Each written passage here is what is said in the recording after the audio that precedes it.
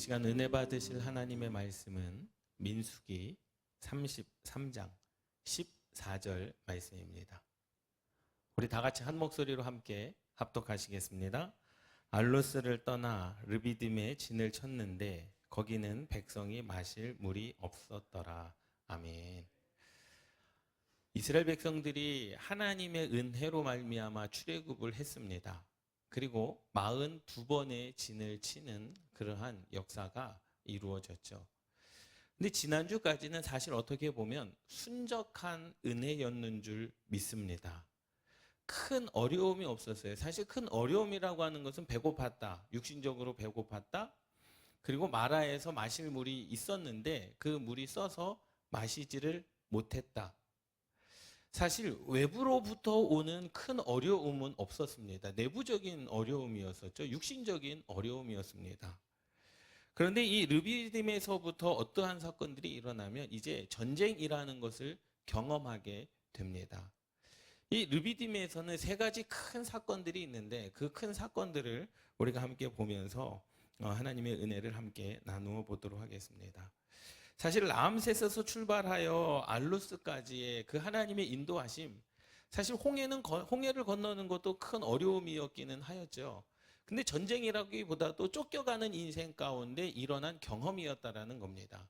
근데 홍해를 건너고 난 이후부터는 하나님께서 알루스까지 인도하시는 그 상황 가운데서 외부적인 어떠한 어려움, 전쟁 이러한 것보다도 그냥 그들의 삶 가운데 마실 물이 없고 배고픈 것으로 인한 그러한 어려움이 있었지만 이제부터는 좀 다른 어려움들이 이스라엘 백성들에게 생기기 시작했다라는 사실이죠.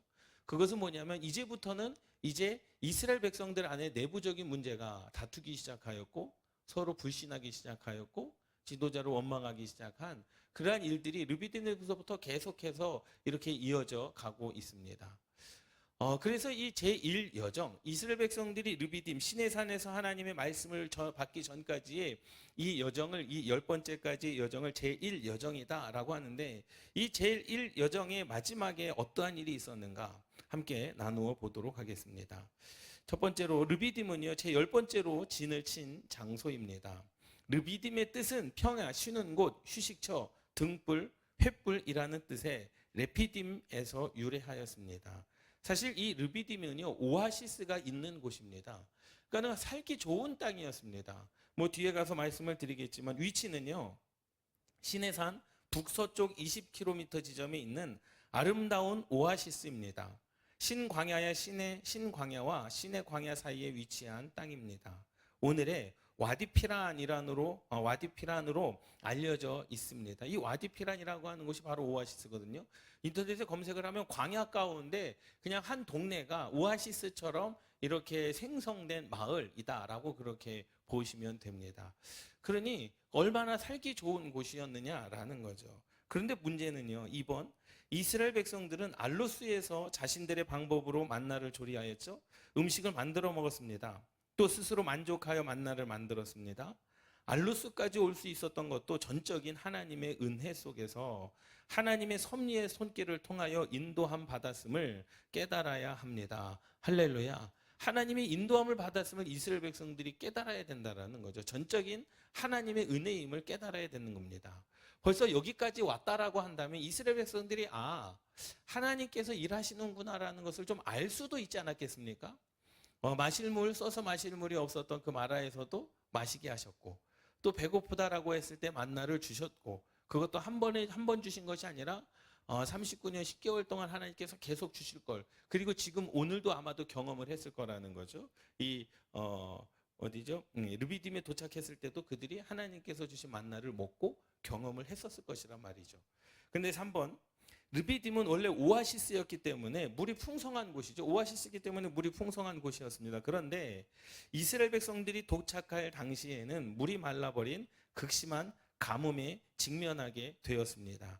출애굽기 17장 1절 말씀에 보니까 이스라엘 자손의 온 회중이 여호와의 명령대로 신 광야에서 떠나 그 노정대로 행하여 르비딤의 장막을 쳤으나 백성이 마실 물이 없는지라.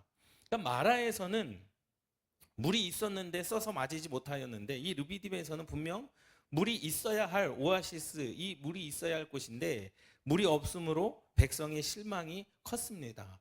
그래서 식수 문제로 인하여 백성의 원망은 커졌죠. 결국 모세와 다투고 모세에게 돌질을 하려는 상황에까지 갔다라는 거예요. 그래서 출애굽기 17장 2절 4절 말씀 한 목소리로 함께 합독하시겠습니다. 시작.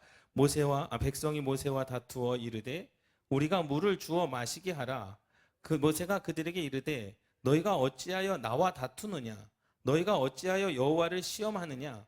거기서 백성이 목이 말라 물을 찾으매 그들이 모세에게 대하여 원망하여 이르되 당신이 어찌하여 우리를 애굽에서 인도에 내어서 우리와 우리 자녀와 우리 가축이 목말라 죽게 하느냐?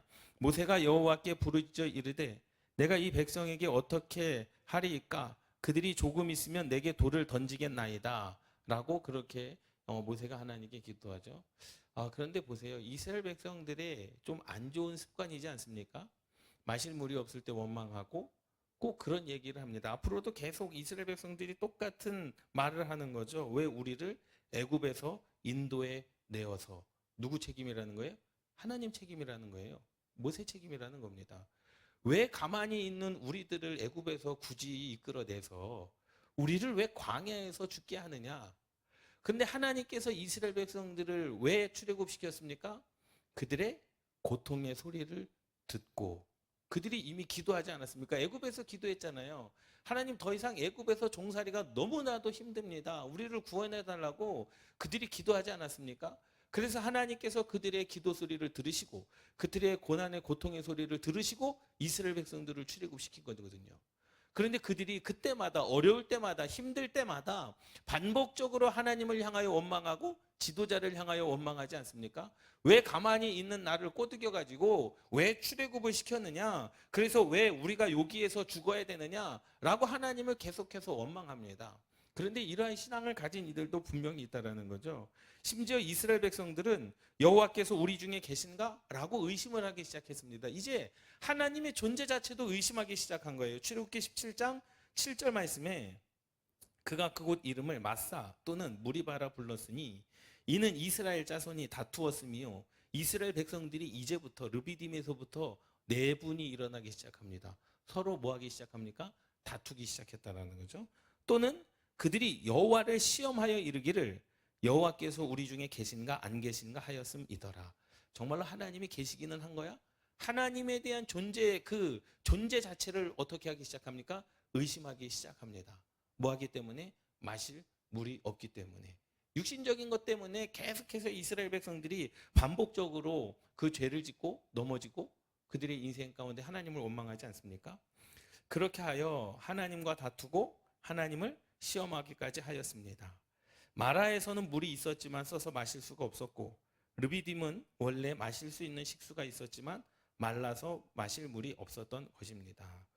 이 르비딤에서 이제 이스라엘 백성들이 10번째 진을 친 이 르비딤에서 큰 세 가지 사건이 일어나게 됩니다. 그 세 가지 사건은 뭐냐? 4번 보도록 하겠습니다. 이렇게 다급한 상황에서 모세가 하나님께 부르짖어 기도하자 하나님께서는 백성 앞을 지나서 장로들을 데리고 하수를 치던 내 지팡이를 손에 잡고 가라 말씀하시면서 출애굽기 17장 5절 7절 내가 거기서 호렙산 반석 위에 너를 대하여 서리니 너는 반석을 치라 명령하셨고 모세가 그대로 순종하여 반석을 치자 200만 명이 흡족하게 마실 수 있는 물이 쏟아져 나왔습니다.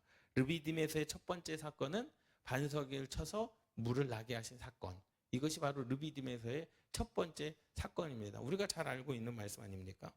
그래서 이 반석에서 물을 내셨다라고 하는 그 말씀이 이사야와 시편에서 계속해서 신명기에서 계속해서 말씀하고 있는데 이사야 48장 21절에서는 바위를 쪼개사 물로 솟아나게 하셨다라고 말씀하고 있고 시편 105편 41절에서는 반석을 가르신 즉 물이 흘러나와서 마른 땅이 강같이 흘렀다라고 말씀하고 있고 또 시편 78편 20절에서는 저가 반석을 쳐서 물을 내시며 시내가 넘쳤다라고 말씀하고 있고 또 시편 114편 8절에서는 저가 반석을 변하여 못이 되게 하시며 차돌로 샘물이 되게 하셨다라고 말씀하셨고 신명기 8장 15절에서는 물을 굳은 반석에서 내셨다라고 그렇게 말씀하고 있습니다. 이것이 가장 중요한 사건입니다. 반석에서 물을 내셨다. 반석에서 치자 거기서 생수가 났다. 물이 났다. 그 의미가 무엇이냐? 사실 구속사적인 의미에서 보면 5번을 보면 르비딤에 와서 백성이 마실 물이 없다고 모세와 싸우고 하나님을 원망합니다. 하나님은 호렙산에 있는 많은 반석 중에 하나의 반석을 치라고 하셨는데 이 반석에서 물이 터져 나왔다라는 거죠. 이 반석에서 물이 터져 나왔다. 그리고 시편에서도 계속 말씀하고 이사야에서도 말씀하고 그리고 또 신명기에서도 말씀하신 이유가 뭘까? 구속사적인 의미에서 본다면 이 반석은 예수 그리스도를 상징하고 있음을 믿습니다. 아멘. 많은 사람들이 예수 그리스도를 대적하고 괴롭히고 죽이고 공격해서 십자가에서 도륙시키지 않았습니까? 죽이지 않았습니까? 이 반석은 때려야만 물이 나오게 되어져 있습니다. 십자가의 죽으심으로 영원한 생수가 터져 나온 줄 믿습니다. 할렐루야. 예수님은 죽으셔야 우리가 살 수가 있는 거예요. 죽어야 사는 겁니다. 육신이 죽어야 영이 사는 것인 줄 믿습니다. 그래서 르비딤에 도착한 이스라엘 백성들의 목마름이 최고조에 왔을 때 하나님은 반석에서 물을 나오게 하심으로 그들의 갈증을 시원하게 해주셨다라는 거죠. 육신적으로 갈증이 나서 죽을 수밖에 없는 상황에 이르렀을 때 하나님은 그들의 갈증에서 회복시켜 주시고 은혜를 베풀어 주신 줄 믿습니다. 할렐루야. 이것이 하나님의 은혜라는 겁니다. 그런데 보세요. 그들의 문제가 영적인 문제였습니까? 아니거든요. 육신적인 문제였습니다. 마실 물이 없어서 다투기 시작했습니다. 사실 그렇지 않습니까? 교회 안에서도 마찬가지입니다. 한국 교회 안에서 다투는 이유가 무엇입니까? 영적인 이유로 다투는 이유는 거의 없습니다. 왜? 영적인 것은요, 진리의 하나님의 말씀이기 때문에 부정할 수가 없거든요. 근데 교회 안에서 다투는 이유는 무엇 때문입니까? 육신적인 문제 때문 아니겠습니까? 예? 내가 좀 더 하려고 그러고 내가 좀 더 높은 자리에 올라가려고 하는 그런 육신적인 갈증이 세상에서뿐만 아니라 교회에서도 일어나고 있고 또 하나님께서 이끄신 이스라엘 백성들 안에서도 일어나고 있다라는 거죠. 그들이 영적인 갈급함에 그들이 싸운 적이 있습니까? 아니요, 싸운 적이 없습니다. 육신적인 그런 문제 때문에 모든 것들이 삶에 하나님을 원망하기까지 참 어리석지 않습니까? 이스라엘 백성들이요, 물이 없음으로 말미암아 하나님의 존재 자체도 의심하지 않습니까? 야, 하나님이 계시긴 맞는 거야? 나는 지금 목말라 죽겠는데 하나님이 있기는 있는 거야? 그렇게 하나님의 존재 자체를 아예 그 의심하는 그러한 문제까지 이르렀다라는 사실입니다. 그런데 이 르비딤에서뿐만 아니라 가나안에 들어갈 때까지 그렇지 않습니까? 보세요. 이번 두 번째로 보도록 하겠습니다. 르비딤에서의 두 번째 사건은 뭐냐? 6번. 모세는 이곳 르비딤의 이름을 마사와 무리바로 불렀습니다. 이 출애굽기 17장 7절 마사와 무리바, 이 말씀의 뜻은 뭐냐? 이 지음의 뜻은 뭐냐? 마사는 시험이라는 뜻이요, 무리바는 다툼이라는 뜻입니다.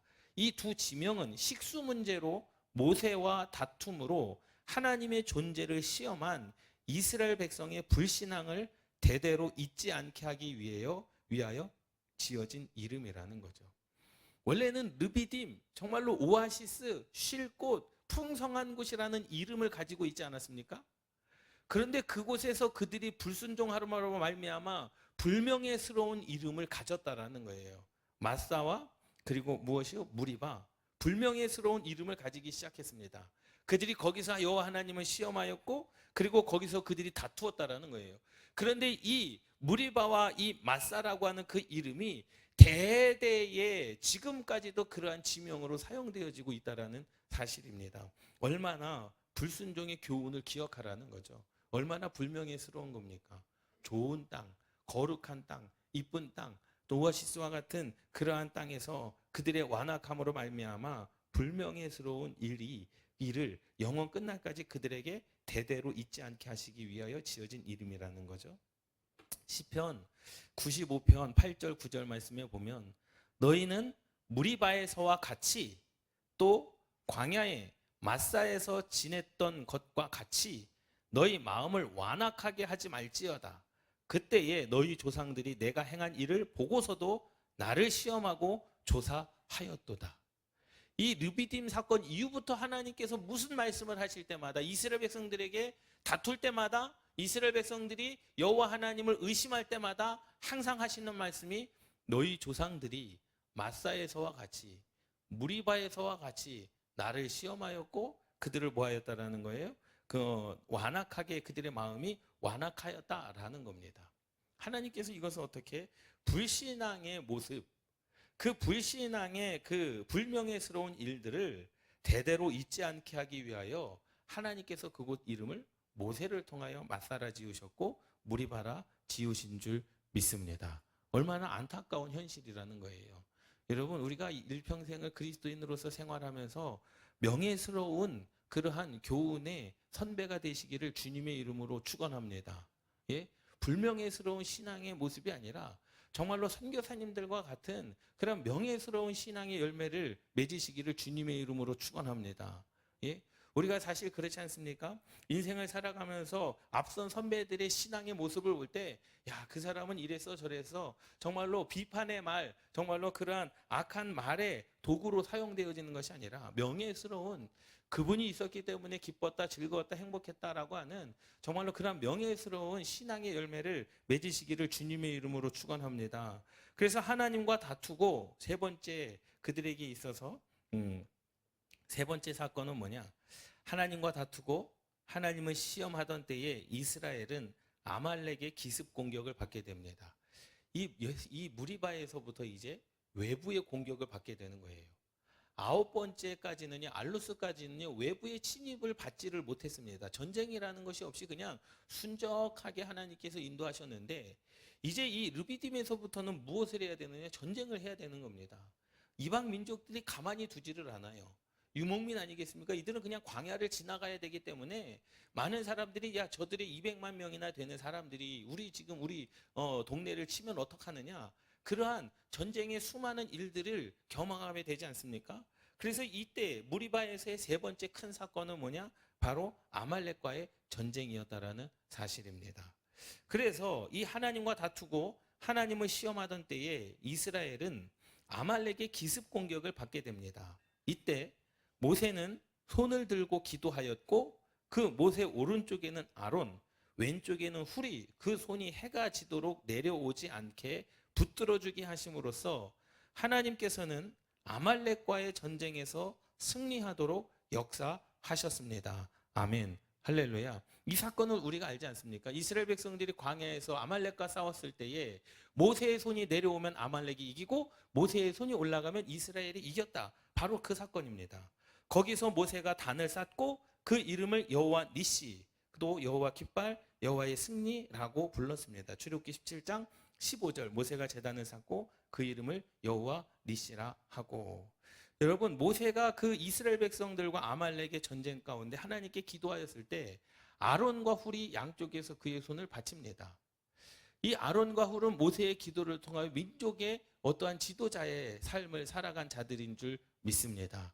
그래서 사실 부모의 신앙이 자녀들의 인생을 결정하게 됩니다. 훌의 손자 누구요? 부살렐.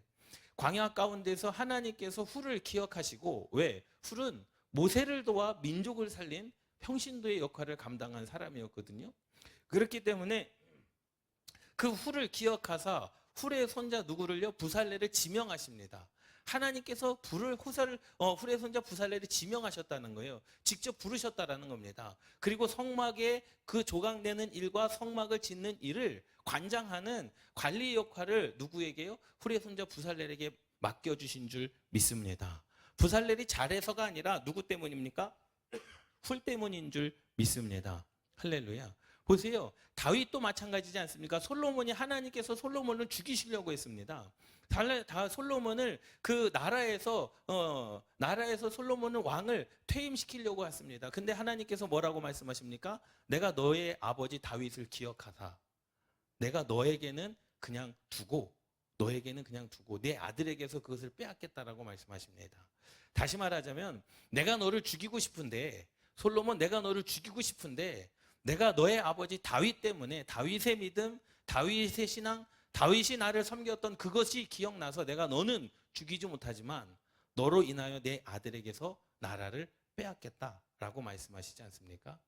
사실 보면은요, 그런 경우가 있습니다. 신앙생활을 잘 하시는 부모님 밑에서 자녀들은요, 복을 받을 수 있습니다.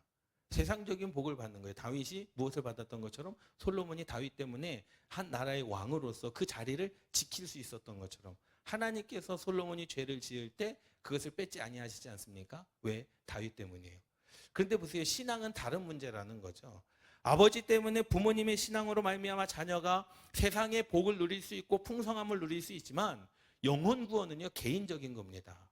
그가 구원을 받느냐 안 받느냐의 문제는 부모의 문제가 아니라는 거예요.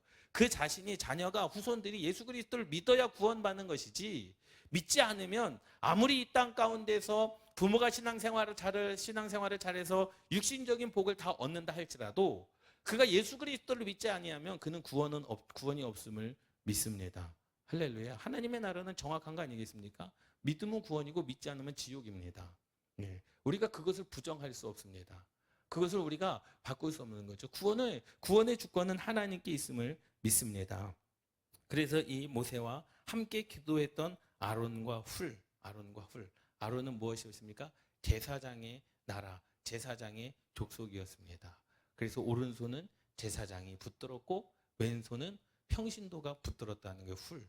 그래서 아론과 훌, 이들의 삶을 통하여 하나님께서 전쟁의 주관자이심을 다시 한번 이스라엘 백성들에게 경험케 한 줄 믿습니다. 7번째 보도록 하겠습니다. 하나님께서 훗날 광야 제2시대에 르비딤까지, 다음 주에 도표를, 용지가 없어가지고요, 도표를 안 드렸는데요, 다음 주에 도표를 드리겠습니다.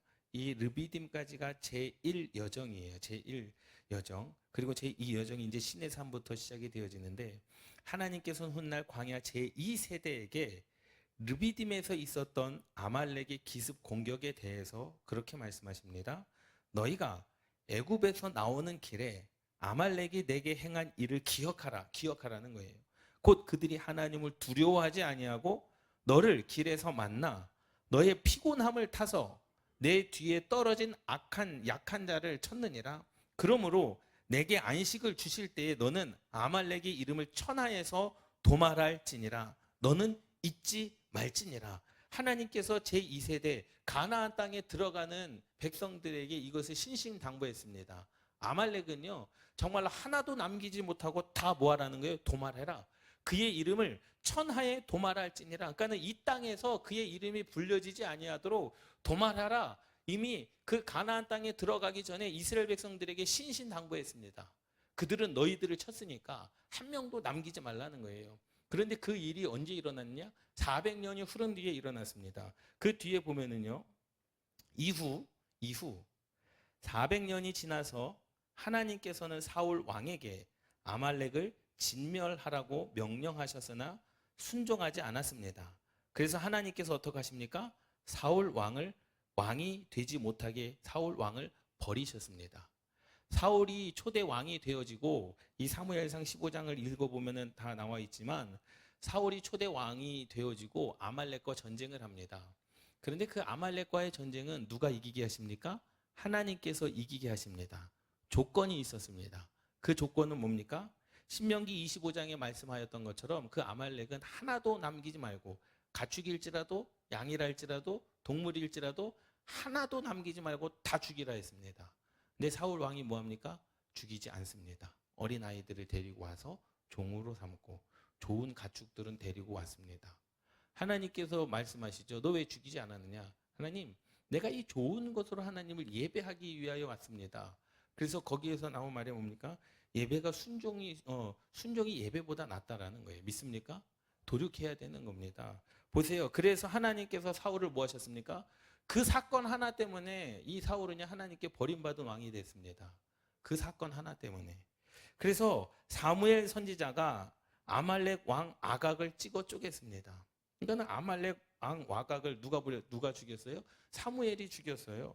그리고 또 보세요. 사울과 다른 다윗은 마지막에 남은 한 소년까지 아말렉을 진멸하였습니다. 사무엘상 30장 1절에 30절 말씀에 보면 이 다윗은요, 한 소년까지, 소년이 무슨 힘이 있겠습니까? 많은, 왜? 누구의 명령이기 때문에? 하나님의 명령이기 때문에 다윗은 순종했습니다.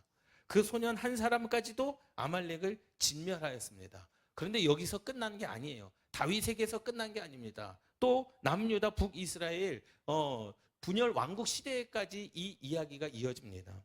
그래서 또한 유다 왕 히스기야, 남유다 이 분열 왕국 시대에 남유다 왕 히스기야 시대에 시므온 지파가 피하여 남아있는 아말렉 사람을 치고 거기 거함으로 일부 성취되었으며, 역대상에 와가지고 신명기 25장에 하신 말씀, 야 아말렉의 이름을 천하에서 도말할지니라, 그 말씀이 지금 어디에 일부 성취되었습니다. 분열왕국 시대 일부 성취됐습니다. 그런데 어디에? 그러다가 에스더 3장 1절 7절 7장 8절에 나오는 말씀에 보면 그러다가 에스더 당시 최후의 아말렉 후손이던 하만과 그의 자손들을 바벨론에 포로되어 있던 유대인이 도륙하고 진멸하여 성취되었습니다. 아멘. 할렐루야. 함께 따라 하시겠습니다. 하나님께서 말씀하신 것은 반드시 성취하신다. 믿습니까? 이 시간이요, 400년이라는 시간이 아닙니다. 도륙하라 라고 말씀하실 때부터 400년이 된 때, 그때부터 시작하여 1000년이 흐르는 그러한 시간 가운데 아말렉이 계속해서 진멸되어지고 있었다는 사실을 믿습니다. 하나님께서 선포하신 것은요, 반드시 성취되는 줄 믿습니다. 그런데 그 성취되는 것은 뭐냐? 함께 따라 하시겠습니다. 하나님께서 말씀하시는 것을 성취하시되 순종하는 자들 통하여 일을 이루신다. 믿습니까? 하나님의 말씀의 성취는요, 순종하는 자들에게 있는 것이지 불순종하는 자들에게 있는 것이 아님을 믿습니다. 사실 처음 사울 왕이 아말렉을 진멸했다라고 한다면 하나님은 그 사울 왕을 높이 평가하셨을 것입니다. 그런데 자기의 욕심 때문에 어떻게 합니까? 하나님의 말씀에 불순종합니다. 하나님의 말씀이 사울 왕에게서 성취되지 않았습니다. 그리고 불순종한 사울 왕을 하나님께서 버리셨죠. 그리고 그 이후부터 하나님께서는 다윗을 통하여, 또 사무엘을 통하여, 다윗을 통하여, 유다 왕 히스기야를 통하여, 에스더를 통하여, 순종하는 자들을 통하여 하나님께서 선포하신 그 말씀을 결국에는 성취하시는 줄 믿습니다. 할렐루야. 저와 여러분들의 삶이 그러한 삶이 되기를 주님의 이름으로 축원합니다. 하나님께서 세상을 향한 말씀이 우리 교회를 위하여 성취되면 얼마나 은혜입니까? 여러분들의 삶을 통하여 이루어진다면 얼마나 은혜입니까? 순종하는 교회를 통하여, 순종하는 성도를 통하여 하나님은 하나님께서 하시는 일을 성취하시는 줄 믿습니다. 할렐루야. 인간의 교만이 뭔지 아십니까? 내가 아니면 안 되겠지. 아니요, 절대로 그렇지 않습니다. 내가 아니어도 할 사람 많습니다. 내가 아니어도 하나님은 쓰실 사람이 많고, 내가 아니어도 하나님은 성취하실 사람들을 불러 세우시는 줄 믿습니다. 할렐루야. 내가 아니면 안 되겠지, 그것이 아니라 하나님, 나이기를 소망합니다. 겸손함으로 기도하는 저와 여러분들 되시기를 주님의 이름으로 축원합니다. 하나님의 일을 순종하는 나를 통하여 이루게 하여 주시옵소서. 내가 순종하겠나이다 기도하는 저와 여러분들이 되시기를 주님의 이름으로 축원합니다. 8번째 보도록 하겠습니다.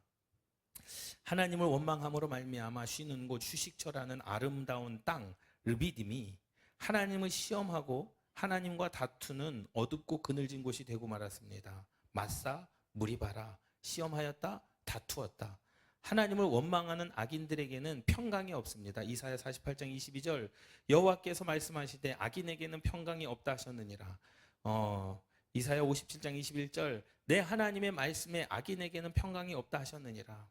하나님을 시험하고 하나님과 다툼했음에도 불구하고 긍휼이 풍성하신 하나님께서는 호렙산 반석에서 물이 나게 하시고 아말렉과의 전투에서도 승리할 수 있도록 은혜를 베풀어 주셨습니다. 하나님을 원망하며 시험하는 그들에게 하나님께서 함께 하시고 계심을 분명히 보여주셨습니다. 진노 중에도 긍휼과 자비를 베풀어 주시는 하나님의 무궁하신 사랑을 볼 수 있습니다. 이사야 54장 7절 8절 내가 잠시 너를 버렸으나 큰 긍휼로 너를 모을 것이요 내가 넘치는 진노로 내 얼굴을 내게서 잠시 가렸으나 영원한 자비로 너를 긍휼히 여기리라. 내 구속자 여호와께서 말씀하셨느니라. 아멘. 하나님은 진노 중에라도 구원의 역사하시는 분인 줄 믿습니다. 이 무리바에서 그들은 다투기 시작했고 이 무리바에서 그들은 하나님이 계신가 안 계신가 하나님의 존재 자체를 의심하기 시작했고 이 무리바에서 이스라엘 백성들이 이 아말렉 외부로부터 전쟁을 경험하게 됐다라는 사실이죠.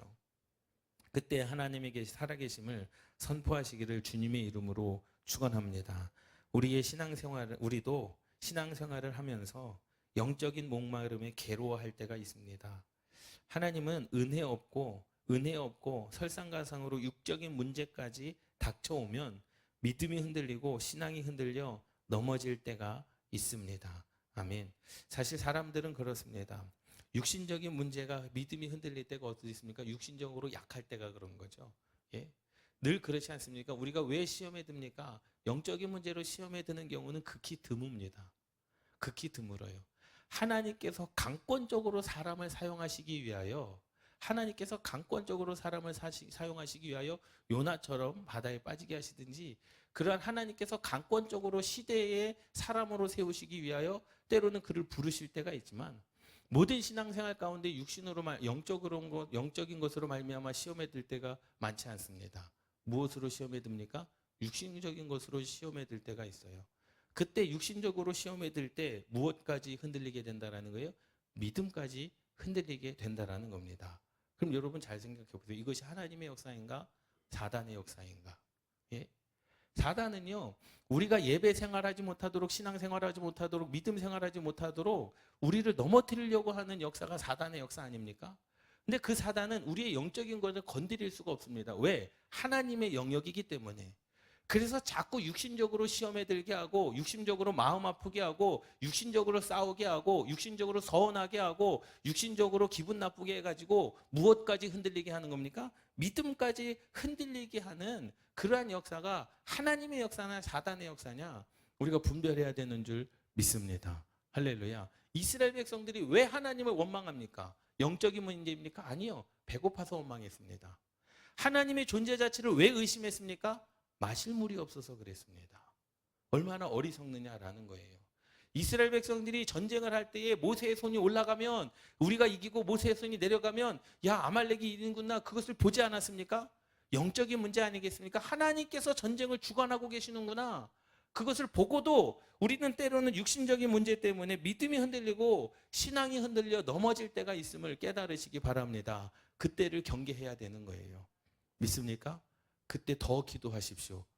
그리고 다 기도하십시오. 하나도 빠지지 말고 다 기도하십시오. 하나님께 여러분들의 기도가 올려드리기를 주님의 이름으로 축원합니다. 밑에서 네 번째 줄에 보면 이럴 때에 하나님은 예수님의 십자가 보혈의 생명수를 허락해 주셔서 영적인 갈증과 육적인 문제들을 해결해 주시는 것입니다. 얼마나 은혜입니까? 영적인 문제만 해결해 주시는 것이 아니라 육적인 문제도 함께 해결해 주십니다. 그들에게 마실 물만 주시는 것이 아니라 정말로 얼마나 하나님이 자존심이 상하겠어요. 지금 알루스까지 하나님께서 다 인도해 주시고 홍해도 갈라주시고 불기둥과 구름기둥으로 그들에게 인도하셨고 매일마다 그들이 먹을 양식 만나를 주셨는데 이스라엘 백성들이 하나님을 원망하고 있는 것조차 존재 자체 그럼 이제까지 행하신 일은 다 뭐가 되는 거예요? 얼마나 하나님 입장에서는 자존심이 상하겠습니까? 그런데 그들의 아픔과 그들의 어려움을 보고 영적인 갈증과 육적인 문제들까지도 해결하여 주신 줄 믿습니다. 이것이 하나님의 사랑이요. 저와 여러분들을 향한 구원 계획인 줄 믿습니다. 한 사람을 향한 구원 계획. 죽을 수밖에 없는 상황에서 회복시켜 주셔서 새로운 힘을 주시고 다시 주님만을 바라보면서 살아갈 수 있도록 해주시는 것이 하나님의 은혜인 줄 믿습니다. 할렐루야. 그 하나님과의 거룩한 약속된 만남이 날마다 여러분들 가운데 있기를 주님의 이름으로 축원합니다. 하나님을 만나는 방법은 예배요. 하나님을 만나는 방법은 말씀 안에서 그 하나님을 만나고 경험할 수 있음을 믿습니다. 저 여러분들이 육신적인 문제로 영적인 갈증으로 하나님을 원망하고 시험하는 것이 아니라 늘 항상 내 믿음이 흔들리지 아니하도록 하나님께 영광 돌리는 또 하나님의 성취가 순종하는 자들을 통하여 이루어진다는 사실을 믿고 우리가 하나님의 말씀에 순종하며 승리하시는 저와 여러분들 되시기를 주님의 이름으로 축원합니다. 기도하시겠습니다.